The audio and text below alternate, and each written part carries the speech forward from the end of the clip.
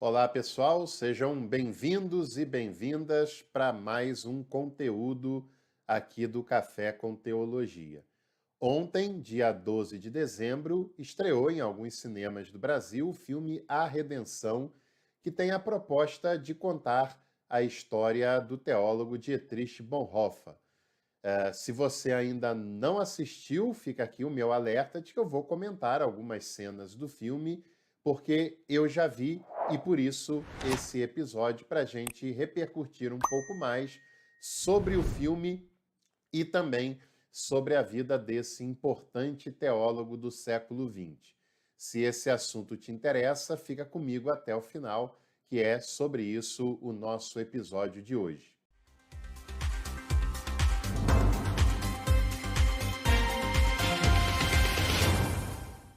Eu aproveito também para lhe fazer o convite de ser membro aqui do canal. Por apenas R$ 49,99 você tem acesso ao nosso curso livre de teologia e também à nossa pós-graduação livre em Novo Testamento. Você acessa esse conteúdo, vai enriquecer muito o seu conhecimento e os nossos cursos aqui sempre trazem certificados também. Clica aqui na descrição, conheça esses e outros produtos que nós temos trazido aqui para o seu conhecimento teológico ser ampliado. A vida do teólogo Dietrich Bonhoeffer é uma vida marcada, de certa maneira, pelo drama, mas também pela dignidade. Uma palavra que eu usaria para definir a trajetória de Bonhoeffer é dignidade, de fato. Ele sempre foi uma pessoa extremamente digna, extremamente coerente com aquilo que ele pregava, com aquilo que ele cria e com aquilo que ele procurou viver na sua vida. E isso lhe custou um alto preço, né? A morte prematura por enforcamento, a mando do regime de extrema-direita que tinha tomado conta da Alemanha de modo tirânico naquele momento, que foi o regime do nazismo liderado por Adolf Hitler. Dietrich Bonhoeffer viveu menos de 40 anos de idade, viveu 39 anos e alguns meses entre 1906 e 1945. Para você ter uma ideia, ele foi executado semanas antes da Segunda Guerra Mundial finalmente chegar à sua conclusão. O Bonhoeffer era de uma família luterana, e isso também marca a sua trajetória. E o filme produzido é bastante interessante. Via gerais, eu diria que o filme vale a pena, que é interessante que você tenha a oportunidade de assistir. Agora, é claro que sempre há de se tomar um cuidado com produções cinematográficas. É claro que um filme ele sempre tem adaptações, né, para o cinema, e com isso não dá para exigir de qualquer que seja o filme um compromisso 100% com a literalidade das falas, dos personagens, dos episódios. Sempre rola uma certa adaptação, mas eu diria que, no geral, o cômputo é bastante positivo e assistir esse vídeo, esse filme, no caso, né, é bastante válido, é bem interessante. No ano 2000, foi feito um outro filme sobre Bonhoeffer, chamado O Agente da Graça. Foi um outro filme, tinha uma outra pegada, foi feito por associações da própria Igreja Luterana e era um filme um pouco mais parado, que mostrava um Bonhoeffer muito mais centrado. Já esse novo vídeo mostra o Bonhoeffer muito mais eufórico, né? E é até compreensível, mas o outro vídeo lá, o outro filme do ano 2000, mostrava um Bonhoeffer mais maduro, mais centrado. E era um filme que tinha também um lado romanceado.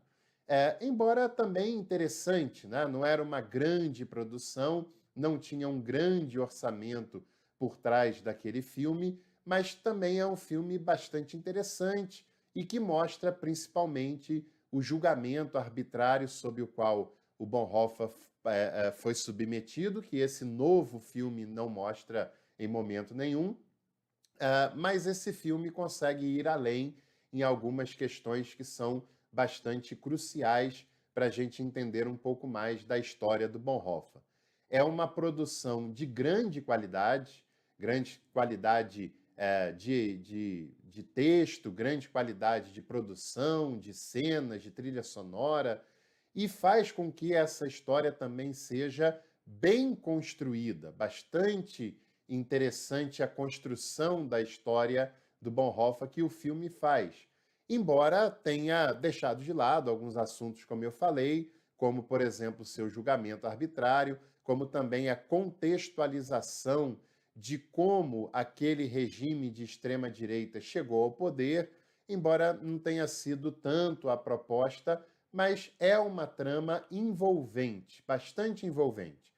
O filme tem mais de 2 horas, mas você não consegue perceber que é um filme longo, porque ele é bastante dinâmico, tem uma trama bastante envolvente e a história é muito bem contada por esse prisma.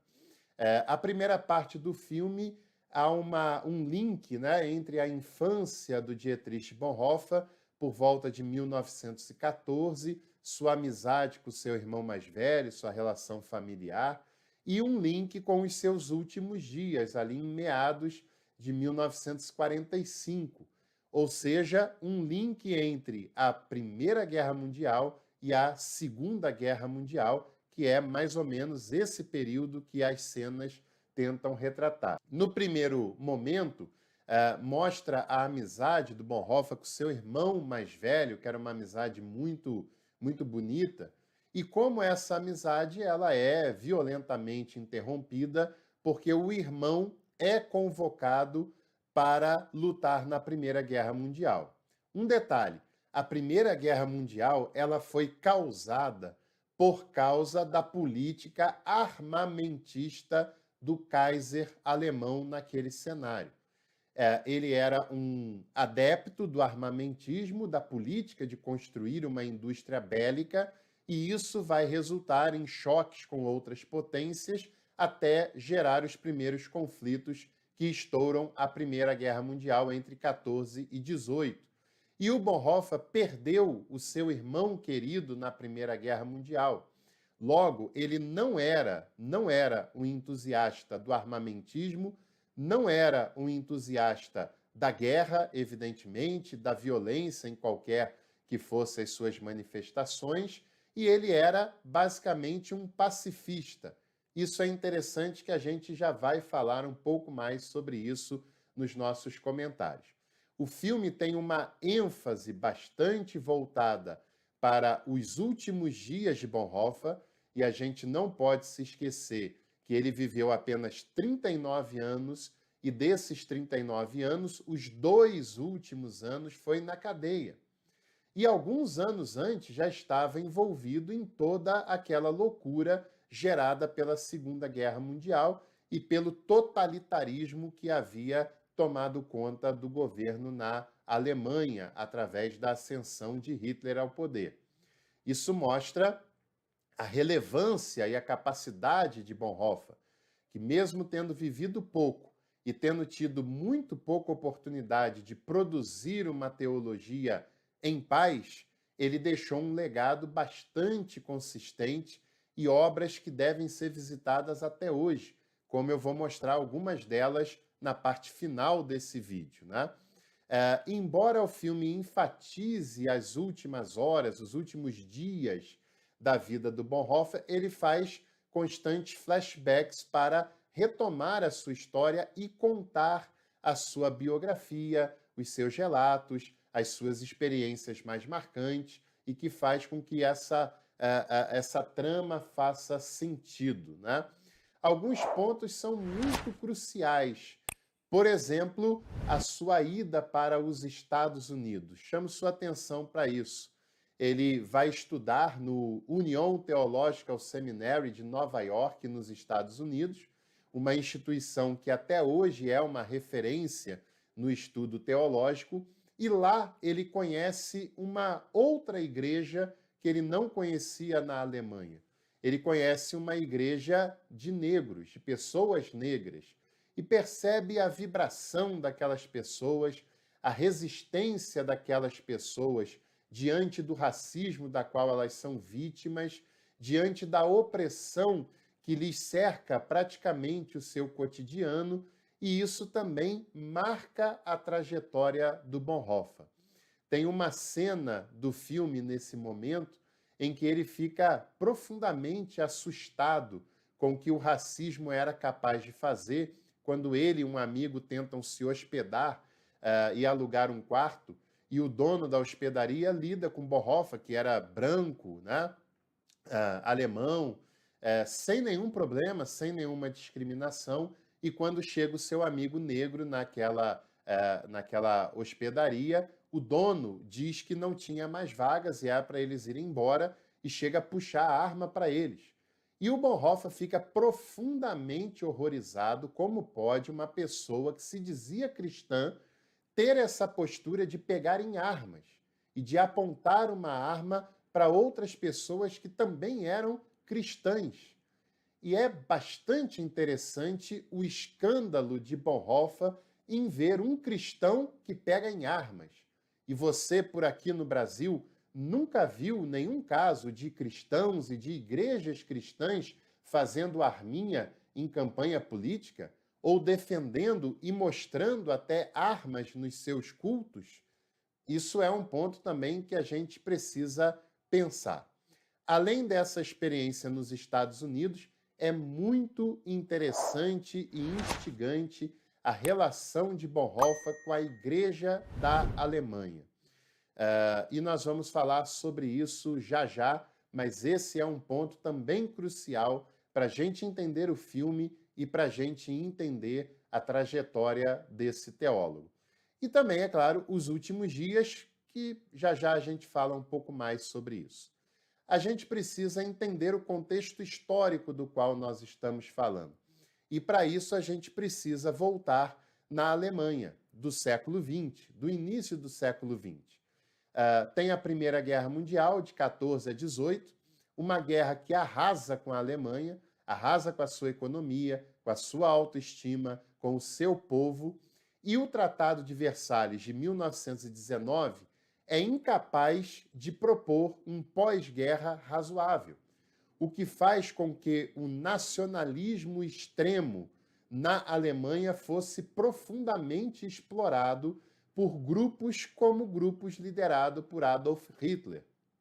Isso faz com que aquele ultranacionalismo vá ganhando força, até que em 1933 o Partido Nazista consegue a maioria dos votos e é convidado, conforme dizia a regra eleitoral daquele momento, para formar o governo.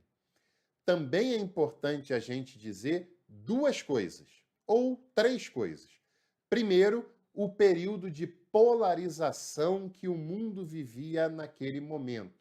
Uma polarização entre o comunismo, que já havia feito a Revolução Socialista na União Soviética e que avançava por outros países da Europa, e, por outro lado, do nazifascismo, o outro extremo do comunismo. O comunismo está à esquerda e o nazifascismo à extrema direita. O fascismo que já mostrava as suas caras na Itália, que mostrava as suas caras na Alemanha e que vai causar influência em outros lugares da Europa também, com o apoio, ou pelo menos com a indiferença, de grande parte das lideranças políticas da Europa e grande parte das lideranças eclesiásticas daquele momento. Muitos, inclusive, acusam o Papa Pio XII de ter sido brando demais no combate ao nazismo, e outras muitas lideranças alemães e na Europa, né, da igreja de várias denominações na Europa em relação a esse processo. E por que essas lideranças políticas e religiosas são tão ou apoiadoras ou, em outros casos, coniventes, que na prática dá na mesma, e essa é uma grande frase de Bonhoeffer que é mostrado no filme: o silêncio diante do mal é o próprio mal. E isso faz muito sentido na vida, na trajetória cristã de Dietrich Bonhoeffer também. A causa desse apoio ou do silêncio de grande parte dessas lideranças diante do nazismo é porque eles enxergaram que o nazismo era melhor do que o comunismo. Eles acharam que apoiar o nazismo era uma maneira daquele país, no caso a Alemanha, não se tornar comunista. E a que preço isso, né? O resultado final da Segunda Guerra Mundial e de tudo que o nazismo produziu a partir da Alemanha, com o apoio do fascismo italiano também, foi de mais de 20 milhões de pessoas mortas. Será que valeu a pena a conveniência, o silêncio, o apoio? Será que valeu a pena? Certamente não, né? E quando Hitler chega ao poder também, ele produz uma série de golpes, né? Como, por exemplo, o incêndio do prédio do Reichstag, do parlamento alemão, que anos depois se descobriu que foi produzido por ele próprio, pelos seus próprios apoiadores, para justificar um poder maior ainda do que ele já tinha, para justificar a sua tirania. E outra coisa, né? Esses grupos autoritários, eles tendem a se perpetuar no poder. Se não for através de eleições, será através de golpes e tentativas de golpes, conforme o Hitler fez na Alemanha e conforme já aconteceu em vários outros lugares também. O regime nazista, ele propõe uma supremacia racial. E ele diz, né, vai dizendo, vai apresentando, que a causa da pobreza do povo alemão são os judeus, são os ciganos, são pessoas de outros lugares, ou seja, um extremo nacionalismo que nós também observamos hoje em dia em alguns lugares do mundo com um discurso altamente xenófobo, com um discurso anti-imigração, com um discurso de intolerância a imigrante, e isso acontece na Alemanha nazista, que prega supremacia racial e persegue judeus, mas não apenas judeus, persegue ciganos, persegue homossexuais, persegue comunistas, ou seja, todos aqueles, de certa maneira, que não eram entusiastas do nazismo, passam a ser vistos com um alvo no peito e passam a ser, de alguma forma, perseguidos por aquele regime. Em 1933, o Hitler já demonstra o seu interesse em dominar a Igreja da Alemanha, escolhendo um bispo do Reich.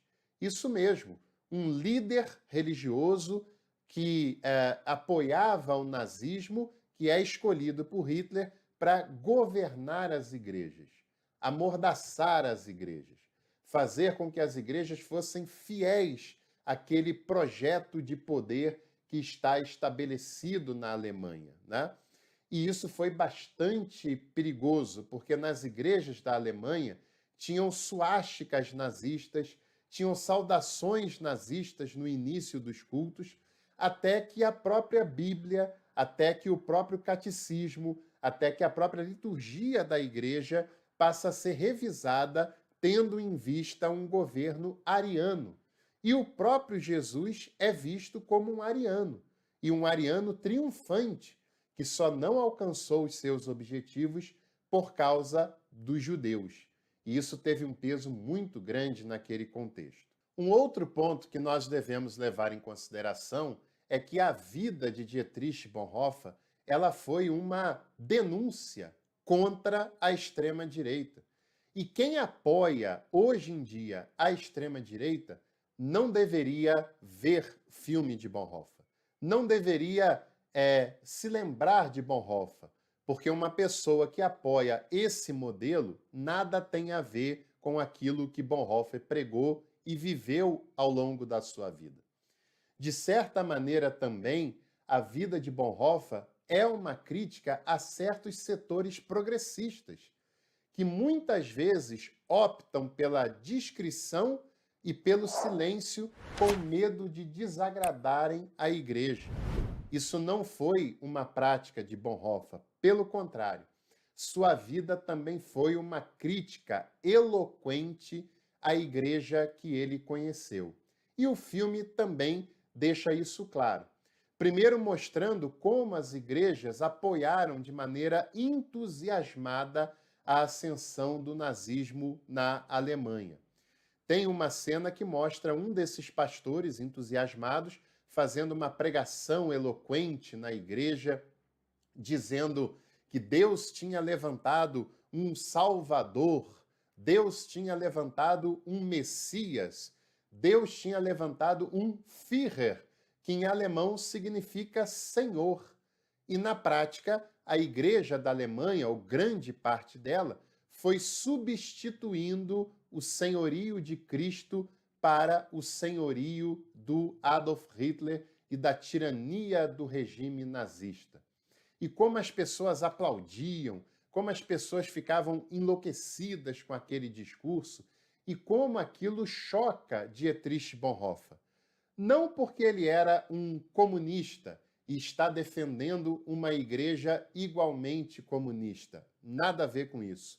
O Dietrich Bonhoeffer sempre defendeu a autonomia da igreja, a que a igreja pudesse se portar como uma voz profética. E a igreja só pode se posicionar como uma voz profética se ela mantiver a sua autonomia. A partir do momento que a igreja se alia a um projeto político de poder, ela perde a sua autonomia, ela perde a sua capacidade de apontar aquilo que está errado na sociedade e que lesa os direitos dos menos favorecidos, o que lesa os direitos humanos e que lesa a democracia no seu sentido pleno. O Bonhoeffer era um democrata. O Bonhoeffer era um apoiador dos direitos humanos, claro, conforme era lido naquele momento. Ainda é um cenário antes da Declaração Universal dos Direitos Humanos, mas ele era um humanista. E ele se revolta com a submissão da igreja diante daquele projeto político de poder que ele está vendo se desenhar no seu país. E você, aqui, nesse país, nunca viu a igreja se aliando a um projeto político e autoritário de poder? Se você não viu, é sinal que está lhe faltando muito senso crítico. Se você assistir ao filme do Bonhoeffer e não entender esse filme, essa mensagem, como uma crítica, inclusive à igreja brasileira e ao que tem acontecido no Brasil na última década, é sinal que você perdeu a sua capacidade de autoanálise. É sinal que você já está totalmente envolvido com o sistema eclesiástico que não consegue mais fazer uma crítica dos desvios e dos abusos que boa parte da igreja no Brasil cometeu e tem tentado cometer ainda hoje e não vai parar hoje, infelizmente, né?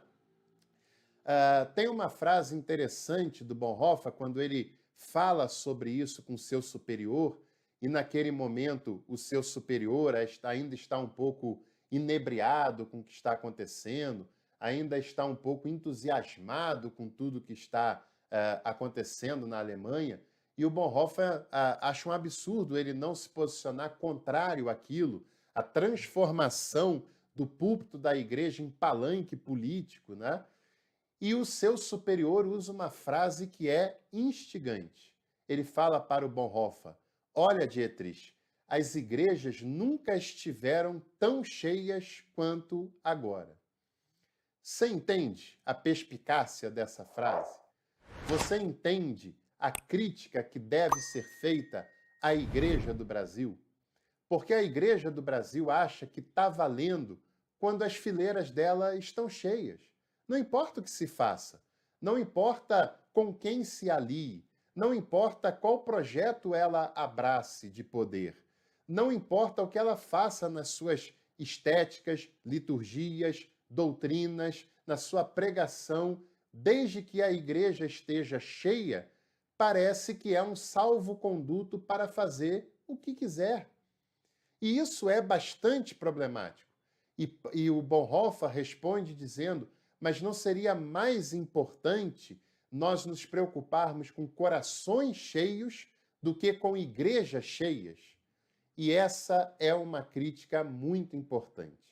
As igrejas no Brasil têm se importado e têm se deslumbrado muito mais com igrejas cheias e que cada vez são menos os números de igrejas que ficam cheias mesmo. A maioria que tem ficado cheia são igrejas que têm muito poder aquisitivo, que têm muito dinheiro, que estão na mídia, que se aliam com qualquer projeto político de poder que apareça para se empoderar cada vez mais, mas os corações têm estado cada vez mais vazios, as pregações cada vez mais vazias de significado bíblico e neotestamentário, e as pessoas cada vez mais religiosas do ponto de vista institucional e cada vez menos cristãs do ponto de vista do Evangelho.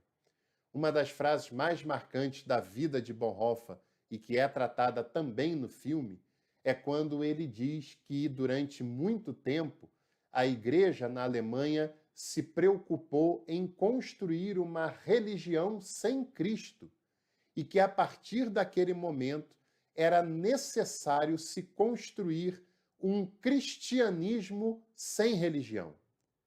Isso é muito importante, porque o Bonhoeffer não se opôs a tudo isso que aconteceu na Alemanha, escrevendo cartinha de compromisso com os evangélicos para não chocá-los ou para aplacar a sua ira.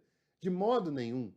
O Bonhoeffer não teve uma postura de se sentir um moderado que busca o diálogo mesmo com os mais extremos. Não. O Bonhoeffer marcou posição diante daquela loucura toda que estava acontecendo na Alemanha. É claro que ele não foi um lobo solitário. É claro que ele encontrou pessoas dignas, pessoas honestas, pessoas decentes, que também viam naquilo uma loucura generalizada e que, de alguma maneira, o apoiaram. Mas, obviamente, que a força contrária era maior do que aqueles que o apoiaram. Mas o Bonhoeffer, ele deixou claro no momento que era preciso se desligar e romper com aquela igreja. E nós precisamos entender que em alguns momentos extremos, e no Brasil já chegamos a esses momentos há algum tempo, só há um caminho para aqueles que conservam a boa consciência, a dignidade e a sua fé no Evangelho de Jesus.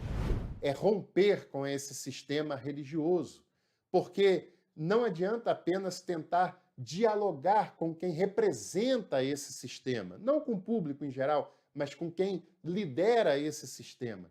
Porque quem lidera pensa assim, de maneira autoritária, abraçando um projeto de poder, achando que a igreja deve dominar tudo. Então, não há como você estar num ambiente em que se pensa assim. E o Bonhoeffer liderou a resistência diante daquilo, que foi a igreja confessante. Não só ele, mas ele teve o apoio de Martin Niemöller, um grande pastor e líder alemão, que nós precisávamos fazer um episódio exclusivo falando sobre Martin Niemöller, e eu já vou falar a pegada que o vídeo, que o filme fala sobre esse importante personagem. Mas na igreja confessante, o Bonhoeffer, o Niemöller, contam também com o apoio de Karl Barth, de Paul Tillich, e eles não têm essa lucidez apenas quando a guerra já está acontecendo e milhões de pessoas estão morrendo. Eles começam a perceber o perigo da dominação da igreja e do alinhamento da igreja com o poder já em 1934, na prática, no primeiro ano do nazismo. E eu vou ler aqui, baseado no meu próprio livro, que você pode adquirir o seu e-book, o link está aqui na descrição, mas o primeiro postulado da Igreja Confessante, que não era uma nova denominação, era uma rede de apoio entre pessoas que apoiavam a democracia, que apoiavam a autonomia da Igreja e que a Igreja não poderia se submeter a um regime político autoritário. A primeira tese da Confissão de Barmen diz que eles sustentavam a ideia de que Jesus Cristo é a única palavra de Deus, na qual a igreja deve confiar e obedecer na vida e na morte. Não pode ter outro Messias, não pode ter outro Führer, não pode ter outro Salvador. Só Jesus Cristo e o Jesus que chega até nós através do Evangelho. A conivência da igreja na Alemanha foi tão grande que até o Novo Testamento foi modificado e Jesus foi transformado num ariano triunfalista. E a igreja pouco se opôs em relação a isso, né? Uma outra cena também que é marcante do filme é a pregação do Dietrich Bonhoeffer com a coragem de denunciar aquele alinhamento, com a coragem de denunciar a falsidade de lideranças religiosas que estavam abraçando aquele regime autoritário. E, é claro, vários pastores se levantam e vão embora da igreja, e ele tem problemas, o seu superior passa a ter problemas em relação àquilo, e o seu superior, que é um caso importante da gente citar, que é Martin Niemöller. Eu vou fazer um vídeo sobre ele, vou citá-lo rapidamente. O Martin Niemöller viveu 92 anos, entre 1892 a 1984.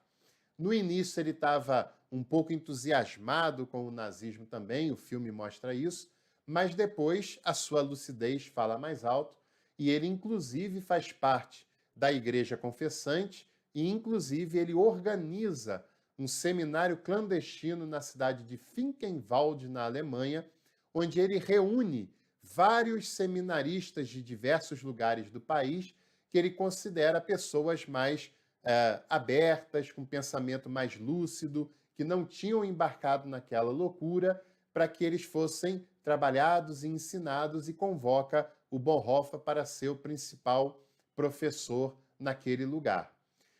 E o Martin Niemöller tem uma pregação que é mostrada no filme, que é um símbolo disso, pelo menos um símbolo da lucidez de alguém que caiu em si e se arrependeu enquanto ainda dava tempo. E ele diz uma coisa muito importante.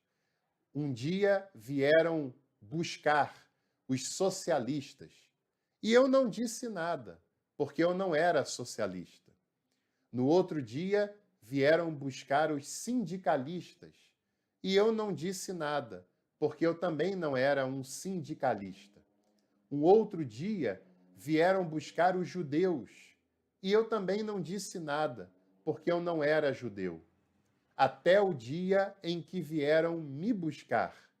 E nesse dia não tinha mais ninguém que pudesse protestar, porque todos que podiam fazer isso já tinham sido levados, já tinham sido perseguidos. Essa frase é impactante do Martin Niemöller, porque muitas vezes nós fazemos vista grossa quando tem pessoas perseguindo outras. Ah, mas eu não sou como ela, eu não sou homossexual, eu não sou uma mulher, eu não sou uma pessoa preta, eu não sou de religião de matriz africana, eu não sou um comunista. E a gente vai fazendo vista grossa com o discurso de ódio, com a intolerância que vai acontecendo com essas pessoas, achando que nunca vai chegar em nós. Mas o papel de um discipulado cristão é lutar pela justiça, é lutar em favor daqueles que são oprimidos pelos regimes políticos e eclesiásticos. E o Martin Niemöller experimentou isso, né? O filme também traz algumas polêmicas, talvez não necessariamente por causa do filme, mas no entorno do filme. A extrema-direita trumpista dos Estados Unidos, há algum tempo, tenta fazer uso e tenta distorcer a história e o legado do Bonhoeffer para parecer que o Bonhoeffer era uma pessoa de direita. Olha, só tem uma possibilidade, ou duas possibilidades, de você entender o Bonhoeffer como uma pessoa de direita. Ou se você não entendeu nada, absolutamente nada, da sua vida, ou se você quer propositadamente distorcer a sua biografia e tudo que ele viveu, e aí não há mais nada o que ser feito também para te mostrar o contrário. E mesmo que a pessoa não conheça a vida do Bonhoeffer e apenas assista ao filme, também só com essas duas possibilidades que ela pode chegar a essa conclusão absolutamente estapafúrdia. E a própria família do Bonhoeffer escreveu uma carta antes do filme, né, quando foi escrito um livro tentando recontar a sua história, e a família escreveu a seguinte carta: ficamos consternados ao ver como o legado de Dietrich Bonhoeffer está sendo cada vez mais distorcido e instrumentalizado por antidemocratas.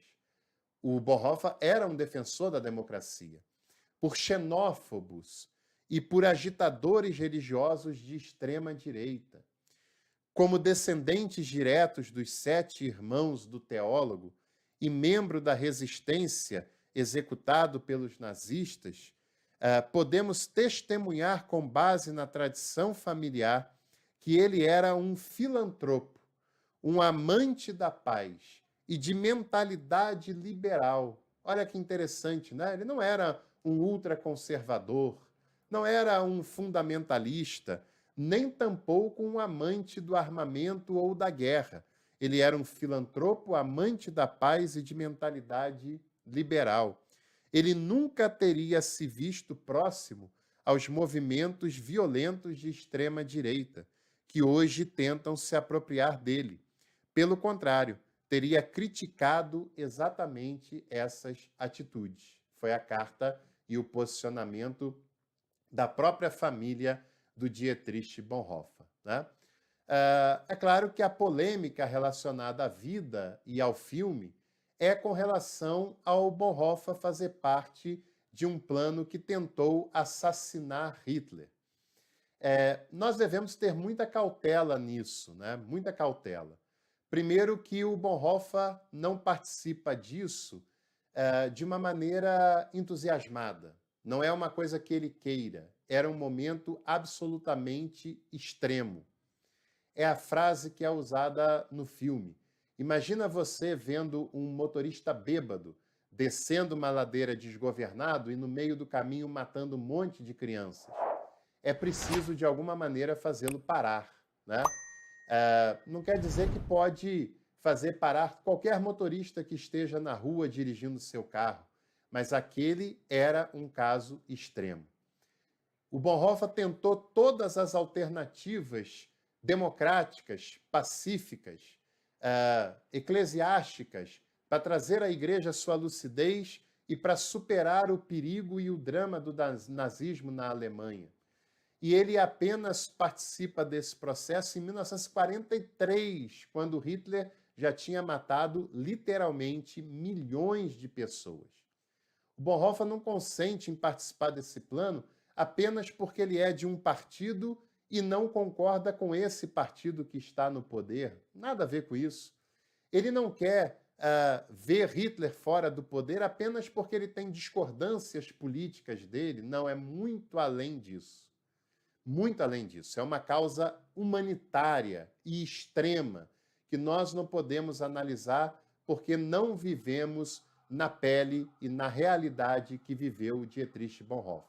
E ele faz isso contrariado, viu? O filme O Agente da Graça mostra isso melhor do que esse filme atual. Ele faz contrariado e, mesmo assim, em nenhum momento ele pega em armas. Ele nunca pegou numa arma na sua vida. Ele nunca defendeu o armamentismo. Ele nunca defendeu que pessoas tenham armas. Ele apenas foi um espião que buscou uma rede de apoios, porque muitas vezes, quando se ouve falar que ele fez parte de um plano, parece que ele pegou uma arma para matá-lo, queria se explodir, mas o seu papel era como um espião para descobrir algo, para tentar apoios internacionais, para tentar tirar Hitler do poder, né? Ele não era um ultranacionalista, a sua causa não é a Alemanha acima de todos, nem pensa que o povo alemão é melhor do que todo o mundo, de maneira alguma. Ele quer a emancipação da igreja e ele quer que a democracia e os direitos humanos voltem à normalidade no seu país e que a paz seja estabelecida, não só na Alemanha e para os alemães, mas para toda a população da Alemanha e para toda a Europa de uma maneira geral. Algumas críticas eu também gostaria de fazer. Por exemplo, o cartaz oficial do filme. Ele não representa até o que o próprio filme mostra. Porque no cartaz você vai perceber o Bonhoeffer com uma pistola na mão, coisa que nunca aconteceu e nem no filme acontece, né? O Bonhoeffer, como eu falei, era contra o armamentismo, era contra a violência, era um pacifista e jamais defendeu qualquer tipo de política armamentista. Inclusive, foi uma política armamentista que acabou tirando a vida do seu irmão querido lá na Primeira Guerra Mundial. Uma outra crítica que eu tenho a fazer sobre o filme é que em alguns momentos coloca uma ênfase um pouco exagerada na luta em relação aos judeus, né? Como se a principal bandeira do Bonhoeffer fosse se opor à morte dos judeus. É claro que ele se opõe, e deveria mesmo se opor, né? Sem dúvida alguma. Era uma causa humanitária. A gente tem que entender que o posicionamento do Bonhoeffer era uma causa humanitária. Ele se opõe à morte dos judeus, se opõe à morte dos ciganos, se opõe à morte das pessoas com deficiência, se opõe a todo tipo de morte que está acontecendo por causa daquele regime autoritário, inclusive pela morte dos judeus. Agora, o Bonhoeffer não era um pró-sionista, porque você sabe que uma coisa é o judaísmo, a religião, seus ensinamentos, os judeus como praticantes dessa religião, e outra coisa é o sionismo e o Estado atual de Israel. São coisas bem diferentes. O Bonhoeffer não conheceu o Estado atual de Israel, que só foi fundado em 1948, quando ele já estava morto, né? Ele morreu em 1945. Ele conhece o movimento sionista, que já estava até bem antes disso, se articulando para ter uma nação sionista.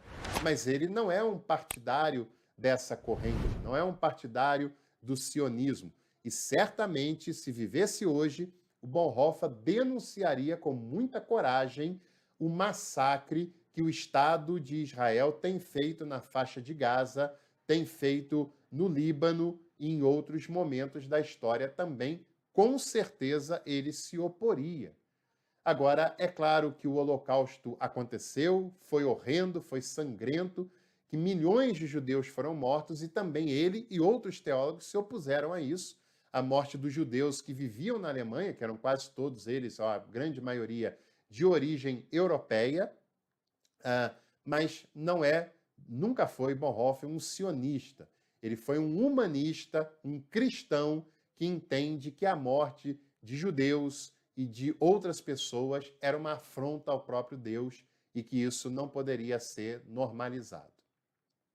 Para a gente terminar essa longa análise e reflexão, eu chamaria atenção para 3 grandes cenas. O filme tem muitas cenas impactantes e marcantes, né? A amizade dele com o irmão quando criança, a sua passagem pelos Estados Unidos. Mas a primeira são as 3 pregações que o filme mostra, né? E por motivos diferentes.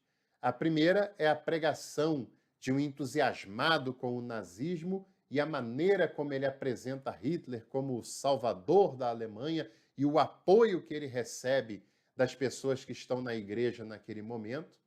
A segunda é a pregação do próprio Bonhoeffer, quando ele se opõe à submissão da igreja ao nazismo, e ele, claro, passa a ser um alvo a partir daquele momento, mas ele a faz com muita coragem. E também a pregação do Martin Niemöller, quando ele percebe que tem agentes da Gestapo ali presente e deixa claro para eles, essa casa não é a casa de vocês, né? E também isso gera grandes problemas para o Niemöller. Ele é preso arbitrariamente, fica 8 anos na cadeia e só é liberado porque a guerra chegou ao final, senão ele continuaria lá, né? Isso também é importante citar. a cena da ceia, da ceia do Senhor, que ele ministra com os outros prisioneiros horas antes de ser executado, que é belíssima essa cena, é marcante, tocante, e também a cena da sua morte, embora o filme de 2000 mostre isso com mais drama do que o filme atual, mas também é uma cena muito forte, muito marcante também. Enfim, falar de Bonhoeffer é muito importante, mas eu também faço um alerta para você. É sempre um risco você achar que conhece um personagem histórico apenas porque viu um filme sobre ele, por melhor que venha a ser esse filme, ou porque leu um livro de terceiros sobre a pessoa. Às vezes esse livro quer desmontar o personagem e acaba exagerando, e às vezes o livro é triunfalista demais e acaba santificando o que também é um exagero. Para conhecer a vida, ainda mais de um personagem como esse, que viveu um momento muito complexo como o que ele viveu, você precisa ler a sua própria obra, né? Aqui no Brasil, nós temos a editora Sinodal, que é uma editora luterana, que é uma editora que domina a língua alemã e que nos traz textos do Bonhoeffer e de outros teólogos com muita qualidade e que você precisa conhecer, sem dúvida. Por exemplo, esse livro Vida em Comunhão, do próprio Bonhoeffer, que é um textinho básico e muito interessante. Esse outro livro, que é a sua obra principal, O Discipulado, e como ele entende o discipulado cristão a partir do Sermão da Montanha. O Sermão da Montanha é uma expressão de paz de Jesus, e essa era a ideia que norteava o Bonhoeffer. Ele não era um amante da violência. E também a Comunhão dos Santos, que é a tese que ele faz para ser ordenado ao ministério, também muito importante. E essa obra aqui, que é uma obra lindíssima, Resistência e Submissão. É a coletânea das cartas que o Bonhoeffer escreve nos 2 anos, 1943 a 45, que ele está preso na Alemanha, né? A sua família, os seus amigos, enfim, uma obra vasta, e são as cartas que ele escreve enquanto está preso. Isso revela muito dos seus sentimentos, do seu pensamento, da angústia e de tudo que ele estava vivendo naquele período. Bonhoeffer teve uma vida muito digna. Ele poderia não ter morrido precocemente. Ele tinha ofertas de ir para os Estados Unidos e ficar lá, de ficar na Inglaterra. Teve ofertas de fugir na reta final da sua vida, mas ele entendia que estar longe do seu país, estar longe dos cristãos do seu país, quando mais era necessário uma voz profética, seria uma contradição com tudo aquilo que ele tinha falado e pregado. Isso mostra a grandeza da dignidade de Dietrich Bonhoeffer ao longo da sua vida e ao longo do seu testemunho. Se você gostou desse vídeo, não se esqueça aqui de deixar a sua curtida, de se inscrever no canal, de compartilhar esse conteúdo com os seus contatos. E em breve nós voltamos com mais Café com Teologia por aqui.